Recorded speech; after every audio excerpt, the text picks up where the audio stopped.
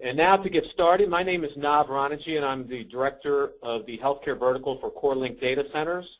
CoreLink is a leading data center hosting, disaster recovery, and managed services provider of critical infrastructure services. And presenting with me today is Mike Dillon. He is the Chief Technology Officer for Quest. Quest provides security, cloud, and disaster recovery planning services. He has over 20 years of engineering and security experience and leads the technology strategy development and planning for Quest. So that being said, let me get into the agenda. So the agenda for today, disaster recovery is increasingly becoming a top priority for all industries and all sizes of business. Yet we find that many organizations are still deficient in their DR planning. So today, Mike will discuss the business challenges that companies are facing in terms of compliance, cost, and technology. He will walk you through the elements of a risk assessment and the best practices that you can use to drive your DR strategy and technology planning. Finally, he will present a case study on how a hospital assessed their risk and the plan they implemented. Finally, I will conclude with a brief overview on data centers and how they are equipped for disaster recovery. So with that being said, I'll hand this over to Mike. Thank you, Nav. Go ahead and hey, thanks everyone. First that we'll go through here is a little bit around the business drivers. What are the challenges and what are some of the drivers that we're hearing from customers and that we're seeing as far as IT challenges too goes with it. So as we move into this, I'm going to go to the next slide. Next one there, please, Nav. You can use your mouse, Mike. Okay, thank you. As we look at some of the facts here with it, there are a lot of factoid things out there around DR, around what happens to a business if they don't have some sort of a DR, like a DR plan. What I commonly get as people look at these facts, especially like that first one, is they think this is an idea of just recovering a server. But that's a challenge that we see a lot of times. It's just not recovering a server. It's recovering your business operations as the way it was, or some operational state that you can sustain before the disaster. And that could be things like, how old is my data? How am I working now as compared I was before the disaster? This is where these type of facts like that 60% number kind of kicks in. It's not because they couldn't recover their server or their data in maybe 2 or 3 days or 2 or 3 hours.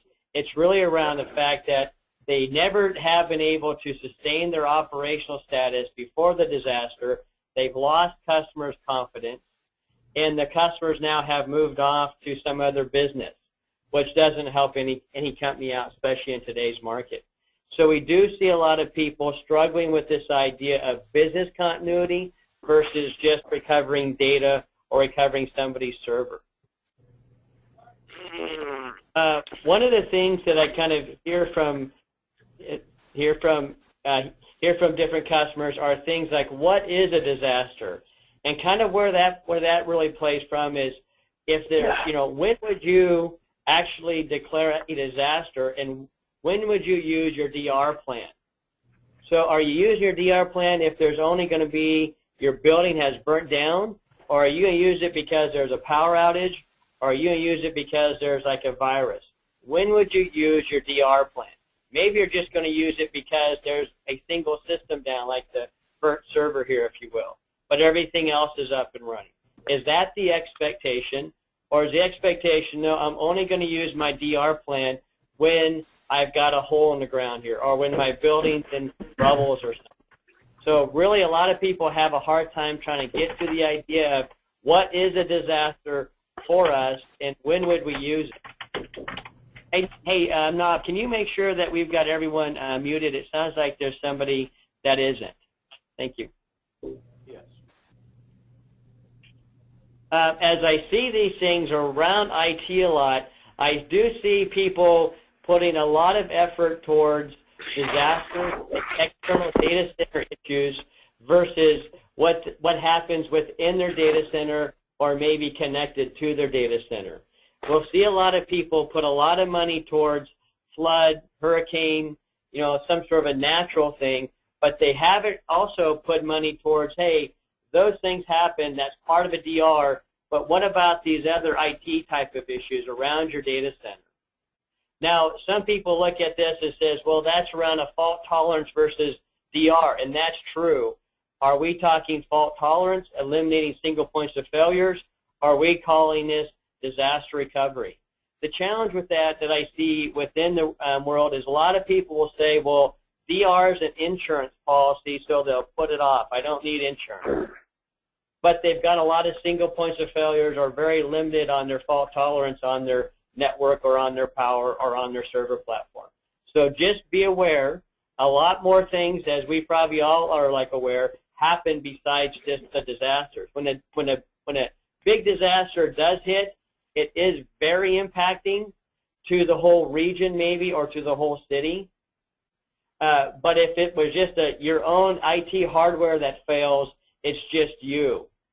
And that happens more, and that's not looked upon as much as maybe people going down a DR strategy. So I'll see people spend a lot of money, and at the same time, we're really not getting the top pieces. We're just worrying about the bottom pieces for DR.